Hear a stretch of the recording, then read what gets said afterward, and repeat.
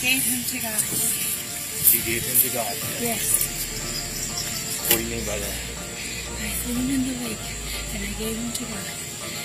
And people are going to tell me I am crazy, but he is real, and he loves you. He really does. A mother drowned her 4-year-old child in a lake until he suffocated and claimed, "God commanded, I obeyed." This is no longer an accident, nor is it simply a murder case. So was she a patient or a criminal? Hello, I'm Mr. High, a 90-year-old man who loves telling strange, dark, and mysterious stories. If you want to keep hearing true stories that make your heart beat faster than usual, hit that subscribe button right now and turn on the notification bell. That will give me more motivation to tell you things that you might never believe are real.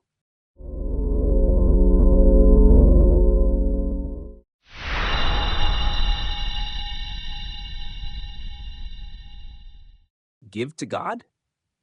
That chilling phrase echoed in the newly released Bodycam footage, leaving everyone watching in stunned silence. No hesitation, no tears, only a trembling voice as if preaching a sacred mission. I gave it to God. I threw it into the lake and gave it to God. People will say I am crazy, but God is real and he loves you. This was no longer simply a tragic drowning. It was the intersection of extreme religious faith, mental disorder, and cold-blooded crime. When Portage County, Ohio, police approached the scene, they were not just searching for a missing child, but confronting an Amish mother in the midst of fanaticism. Ruth Miller, 33, had just stepped out of a sinking golf cart with her 3 children, yet calmly told witnesses not to save her, only to pray.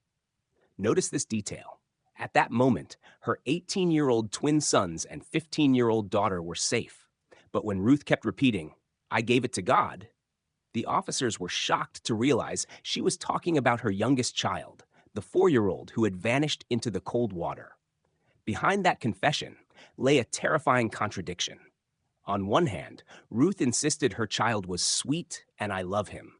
Yet on the other, she believed killing him was an atonement to prepare for the end of the world she thought was very near.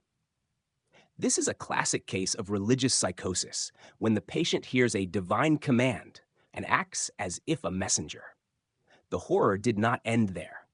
When asked about her husband, Ruth said he had gone for a morning walk and never returned, his clothes later found on a boat. And she believed that God made a fish swallow my husband to the bottom of the lake. With the certainty of doctrine, Ruth declared police only needed to dive down to see that fish, and then they would believe her preaching. This was not merely delusion, but a severe form of auditory visual hallucination reinforced by blind faith in supernatural intervention. Deputy spoke to Miller, as you'll see here. She kept talking about her son, but her twin 18-year-old sons were okay. They were right there. Then they realized that she was talking about her 4-year-old. But the truth and here's was what more deputies brutal saw than anything. when they first arrived. Ruth Miller was arrested on August 23rd, facing charges of aggravated murder and intentional homicide. And instead of a lake accident, as witnesses first thought, it turned out to be a sacrifice ritual in the mind of a mother who believed destroying her own flesh and blood was the way to bring the child closer to God. I can only shudder to ask, what is more horrifying, the death of an innocent child, or a blind faith that transforms sacred motherhood into a blade that severs life? And then a haunting question lingers. How many similar cases are silently happening? Unknown to us, when faith is pushed to its extreme and becomes a weapon of murder. In the lake, and I gave him to God. And people are going to tell me I am crazy, but he is real, and he loves you. He really does love you. He loves you. And I doubted him. I doubted him so many times, but I am to tell you he is coming soon. He is coming very soon. Prepare your hearts. The end is close. And I'm for sure supposed to tell you that he does love you. Okay?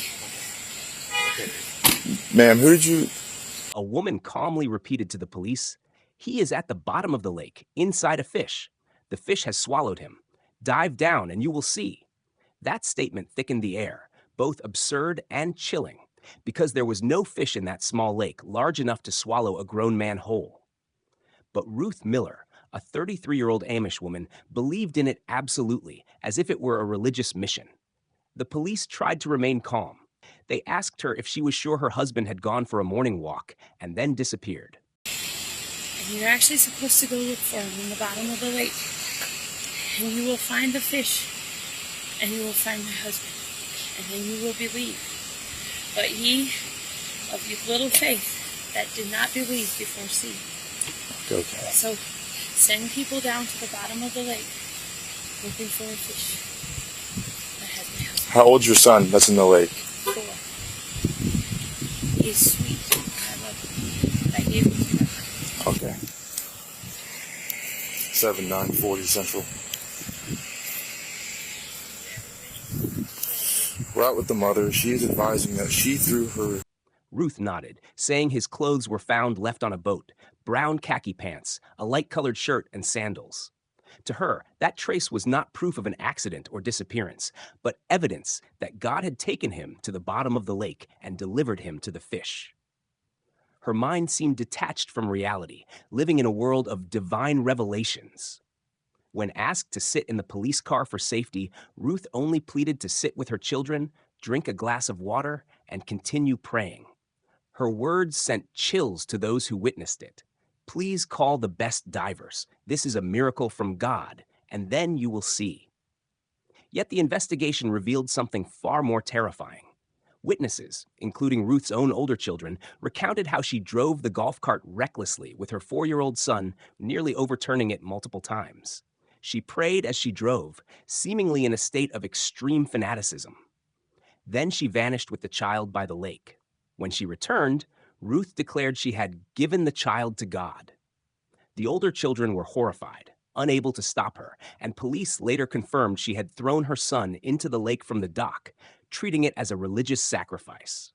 This was a textbook sign of psychosis with religious overtones, a rare but extremely dangerous mental state where the patient believes they are fulfilling a sacred mission. Psychiatric studies have shown that in psychotic episodes, hallucinations and delusions can become so powerful they completely erase the maternal instinct to protect, an instinct considered innate in mothers. And when extreme faith merges with delusion, it can transform motherhood into crime.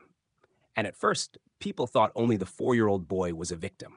But Ruth insisted her husband was also inside a fish at the bottom of the lake.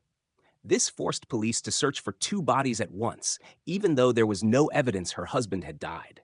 In fact, the truth could be even more horrific. It was possible Ruth had fabricated the entire story about her husband to reinforce her delusion. In her eyes, there was no torment of guilt, only a fanatic faith so dangerous it consumed her. A faith that made her abandon both husband and child, believing it was God's will. And then I ask myself, what is more terrifying?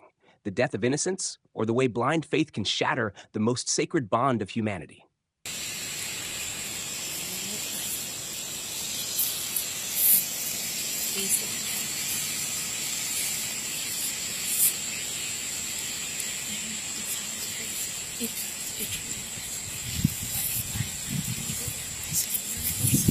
I yelled at him, and then pain came back to me. My husband and I both got at him. The pain came back to me. I need to know where your husband's at.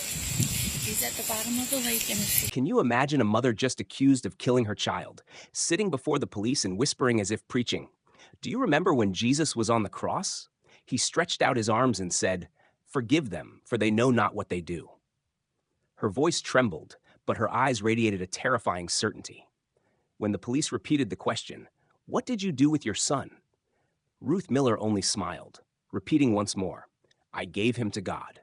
I threw him into the lake." People will say, "I am crazy," but he is real, and he loves you. Behind that calmness was a horrifying tragedy. Hours later, divers found the body of the 4-year-old boy at the bottom of the lake, not far from where Ruth said she had thrown him. As for the husband, according to the police, he had swum out to a sandbar in the middle of the lake, gripped by the obsession that he had failed the religious missions they believed God had assigned. He drowned, and his body was only recovered the following day. Contrary to his wife's words, he was not swallowed by a fish, nor did he die trying to save his son. He was simply another victim of extreme faith. The jury indicted Ruth Miller on charges of aggravated murder and homicide in her son's death. In addition, she faced multiple other charges: child endangerment, assault, and domestic violence. It all stemmed from her driving a golf cart, carrying her 3 older children straight into the water, treating it as a sacrificial ritual. The most terrifying twist lies here. In the eyes of her children, Ruth was still a loving mother. They believed and obeyed her, even as she led them to the brink of death. This demonstrates the power of psychological control within a family. When a mother combines absolute influence with religious psychosis, it transforms motherhood itself into a tool of destruction. Psychiatrists call this religious delusion, a state in which the patient believes acts of killing or sacrifice are commands from the divine. What stunned investigators even more, even as police surrounded her, Ruth still reached out to touch an officer's hand, as if she were a harmless woman delivering God's message. Normally, any suspect in a murder case would be restrained for the smallest action. But Ruth was different. She did not scream, did not resist, did not act violently. That unusual gentleness made the situation all the more chilling, a murderer whose mind believed she was a savior. As an analyst, I must admit this is one of the most painful and unpredictable cases. We see clearly a cold truth. Blind faith can be stronger than the instinct to protect one's own child. It can turn a mother into a killer, a father into someone who willingly embraces death, and the remaining children into believers that it was all God's will. I think so, yeah. It's like a tannish camper. It's a tannish camper. You don't know what lot number it is? No. Well, we really need to verify your husband's still with us. Oh, okay. Okay. Well, he's actually just go out in the bottom of the lake. Well, I can't go in the bottom of the lake. So do you have scuba divers? Yeah, we're going to have to call divers in to go to the bottom of the lake. Please do. But when police began the interrogation, each of Ruth Miller's answers turned the entire case into a nightmare. She never said it was an accident. She stated clearly, she did it intentionally because God commanded it, and the death of her 4-year-old son was a sacred miracle. This was the detail that forced prosecutors to bring multiple charges at once. One death, but Ruth had to face charges of murder, aggravated murder, and felonious assault resulting in death. Because the victim was a small child, Ohio law allows the application of aggravated murder, a homicide charge with aggravating circumstances. Of course, in the end, the court can only impose one sentence, but filing multiple charges both tightens the legal net and ensures there is no loophole for the suspect to escape justice. Yet the greatest controversy lay in the question: was Ruth Miller a conscious killer or a mentally ill patient suffering from religious delusion? The Amish church immediately issued a statement denying her actions, insisting this went completely against their teachings and that it was a case of mental disorder. But the law is not that simple. The law only recognizes someone as legally insane if they are entirely incapable of understanding the nature of their actions. Meanwhile, Ruth described each step in detail: putting her son on the cart, driving to the dock, throwing him into the water, and believing it was a miracle from God. That showed she knew exactly what she was doing, only the motive behind it was irrational. Another detail haunted investigators even more. Throughout the interrogation, Ruth never evaded. She did not lie, nor did she try to avoid responsibility.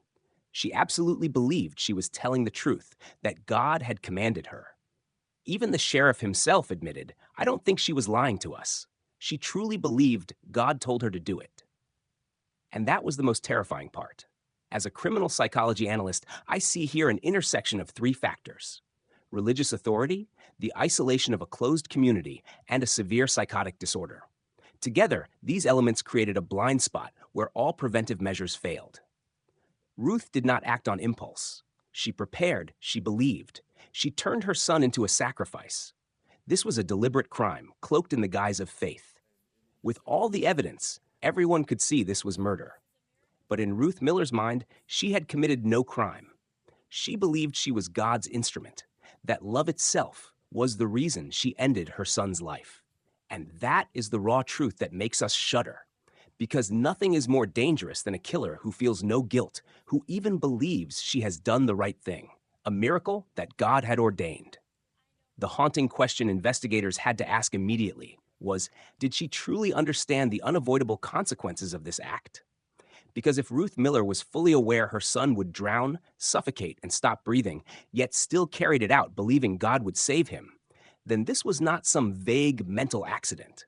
It was an intentional decision, and that very fact makes defending her almost impossible. And you're saying the best ones there are, because this is a miracle from God, and you will see. You will see. You're saying your 4-year-old son's down there too? He's with God. Where's his body at? I don't know. Where did you throw him in the water at? Off of the dock that all the way. Where the bike was today? Where the boat was? Yeah, where the boat was. Okay. I know. When there's supposed to be one coming out there. I think there was one. Does anybody have a glass of water? In Ohio, the charge Ruth faces is the most serious, aggravated murder, since the victim was a child. This means the highest penalty she could receive is the death sentence. If not, life imprisonment without parole is also a very real outcome. Her defense attorneys will certainly attempt to use mental health as a mitigating factor, but the law only accepts this if it can be proven the defendant had no understanding of the nature of her actions. And from Ruth's own descriptions, step by step in detail, it is clear she knew what she was doing, the only difference being that her motive stemmed from religious delusion. One detail sent chills through many. During the investigation, Ruth once touched a police officer's hand, an action that would normally be considered a threat. But here, the officers did not react strongly. Why? Because she appeared so gentle, the image of a devout Amish woman, nothing like a violent criminal. And this contrast was the most frightening part. A woman who seemed harmless, yet carried in her hands the destructive force of extreme faith. Beyond the charge of killing her son, Ruth was also accused of domestic violence for driving the golf cart carrying her 3 older children into the water. Prosecutors did not call it attempted murder because the children could swim and managed to escape. But in essence, the act bore the traces of an attempted collective sacrificial ritual, and fortunately, only one child died. Then came the husband's death. At first, the public suspected Ruth's involvement. But investigations showed he had swum out into the middle of the lake on his own, in despair over the religious ritual his wife had initiated, and drowned. Some theories suggest Ruth may have planted in his mind the idea of a Jonah ritual, being swallowed by a fish to prove a miracle. If true, this was not merely a case of filicide, but a chain of tragedies that pulled the entire family into the lake, all drowned by blind faith. Ruth was not completely insane. She planned, she prepared, she understood, but every action was rationalized under the guise of religion. And that is what makes this case so horrifying. A mother who could transform the sacred love for her child into the knife that killed him, then call it the love of God. Please.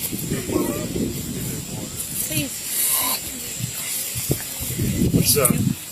Thank you. We're right now we're gonna walk up to the squad, okay? That's what we're going to do. We're gonna put you in the back of the squad. You will find my husband. Okay, but you're gonna sit down in the back of the squad for us, okay?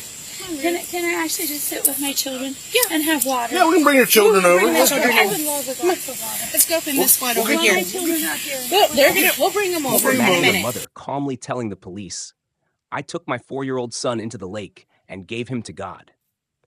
That statement, if heard in passing, might sound like delirium, blind fanaticism. But when examining every detail in the records and testimony, we see clearly Ruth Miller was fully aware of what she was doing, and that is what makes this case such a legal and psychological shock. The legal issue here lies in the question, did Ruth understand that throwing the child into the lake would lead to his death?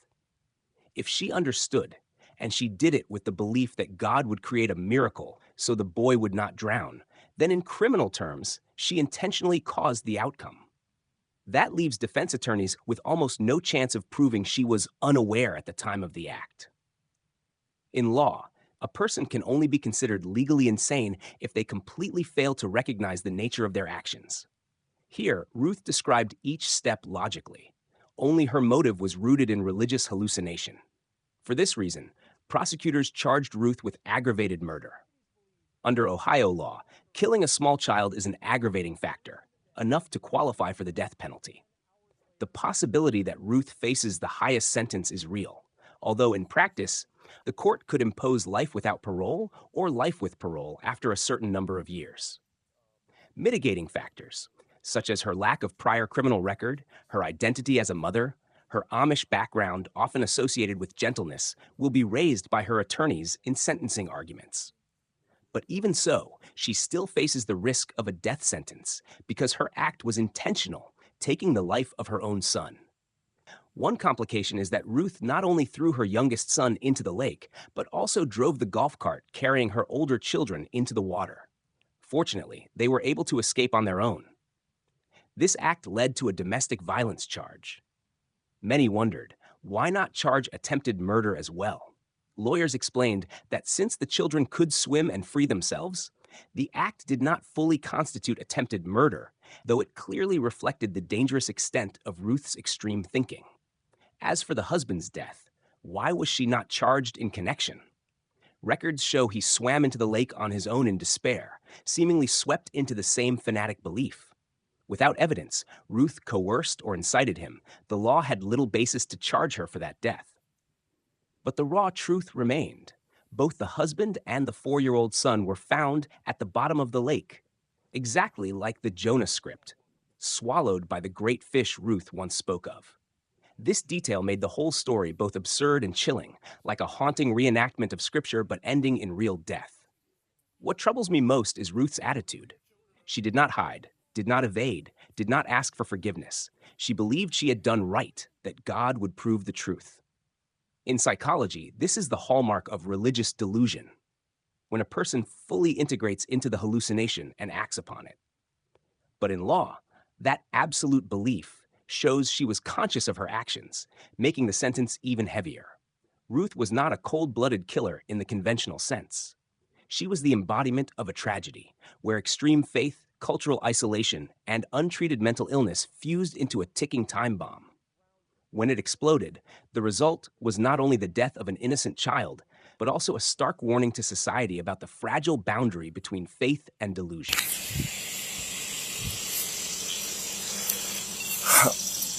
The mother is advising that her boat is located if you just want to log at the Causeway Center dock, and that's where she threw the child in the water. She's also now saying that the husband's in the water. If you just want to log that and notify the dive team, the Rangers are heading over that way right now.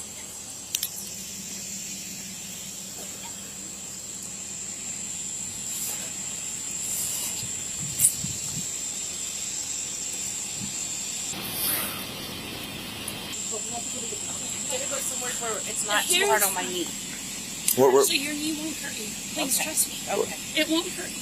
Okay. It won't hurt you. You're fine. You're fine. Okay. You're fine. God, please show this woman that it is true. But I'm telling you, people are doubting. It is getting harder for me to stay strong. Please show her that it is true what I'm telling you. That there is a fish in the bottom of the lake. Please let her take me to sit with my children under the tree that you have created. Please, Lord. Hey, listen. You guys just want to bring her over to that one? Yeah, we'll take her over Okay. that one. So we can be closer to the rest of everybody else.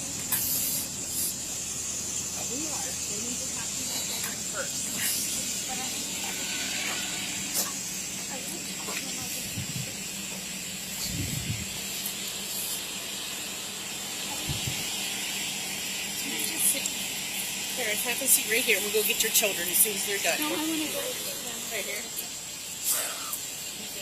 What are the kids saying now? I don't know if they've asked them if there's a little brother and dad or not. I don't know if they have. Okay. That's it.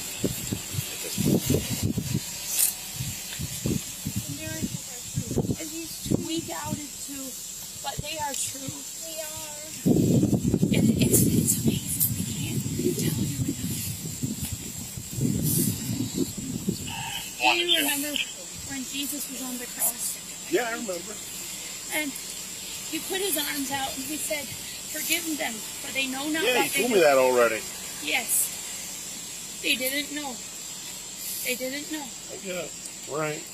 You are to trust. It's all about trust. It's hard because he does things in mysterious ways. Sure. And it's hard because we want to just believe our earthly ways. The case of Ruth Miller closed not only with a heavy sentence, but also with a silence that forces us all to reflect. Faith and spirituality have long been sacred anchors for the human spirit. They can help us endure suffering, turn toward goodness, and live with greater compassion. Freedom of belief is a noble value and must be respected. But that freedom must walk hand in hand with wisdom and clarity. Because when faith is pushed to the extreme, it can become an invisible blade, severing even the most sacred bond of motherhood. The greatest lesson left behind is this: embrace the goodness that religion and spirituality offer, compassion, forgiveness, and sharing, but never allow illusions to cloud reason. When you see a loved one showing unusual signs in their beliefs, have the courage to speak up, seek help from the community, and from medical care. For saving one person from the abyss of fanaticism is saving an entire family from tragedy. This is a profoundly human reminder.